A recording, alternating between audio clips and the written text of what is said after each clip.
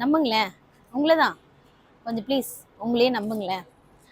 அதாவது நம்ம பைபிள்ல நெறைய இடங்கள்ல வந்துட்டு 2 கிங்க பத்தி அடிக்கடி சொல்றத நம்ம பார்க்குறோம். ஒண்ணு வந்துட்டு king of the jungle and ஒண்ணு வந்துட்டு கிங் ஆஃப் த ஸ்கை.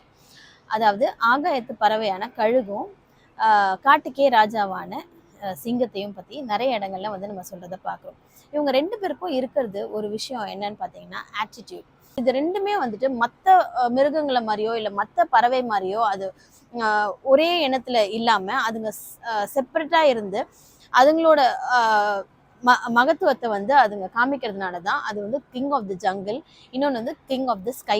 சிங்கம் சிங்கம் பார்த்தீங்கன்னாக்கா அது வந்து அந்த ஜங்கிளில் வந்து அது ஒரு பெரிய மிருகமோ இல்லை ஒரு பெரிய பலசாலியோ இல்லை ஒரு பெரிய அறிவுள்ள மிருகமோ கிடையாது. ஆனால் அதோட ஆட்டிடியூட் வந்துட்டு அதுக்கு ரொம்ப அழகான ஒரு விஷயமா அதுக்குப்படுது. அதாவது அது முன் வச்ச காலை வந்துட்டு எப்பவுமே பின்வாங்க. அதாவது ஸ்லோவா இருக்கும். அதை வந்து வேட்டையாடும் போது பார்த்தீங்கன்னா ரொம்ப ஸ்லோ அண்ட் ஸ்டெடியா காத்திருக்கும். அதோட அதோட இறை வந்து எங்க இருக்கு அப்படின்றது வந்து அழகா அது கண்காணிச்சுட்டு கரெக்டா அது வந்துட்டு ஃபோக்கஸ் பண்ணி அதோட இறையை வந்துட்டு அதை வேட்டையாடி அதை சாப்பிட்றத நம்ம பார்க்குறோம்.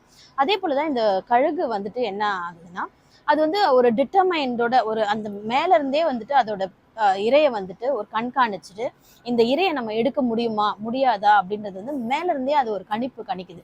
ஸோ அந்த அது கணிச்சிட்டு அது வந்து கரெக்டா வந்துட்டு அதோட ப்ரேயை வந்துட்டு அதுக்கு அதோட வெயிட்டுக்கு ஏற்ற மாதிரி அது வந்துட்டு செலக்ட் பண்ணி எடுக்குமா. ஸோ இது வந்துட்டு எப்படின்னா நம்ம கிட்ட தான் நம்மளோட ஆட்டிடியூட் இருக்கு. அதாவது நம்ம எப்படி நம்ம அதை கொண்டு போறோம்.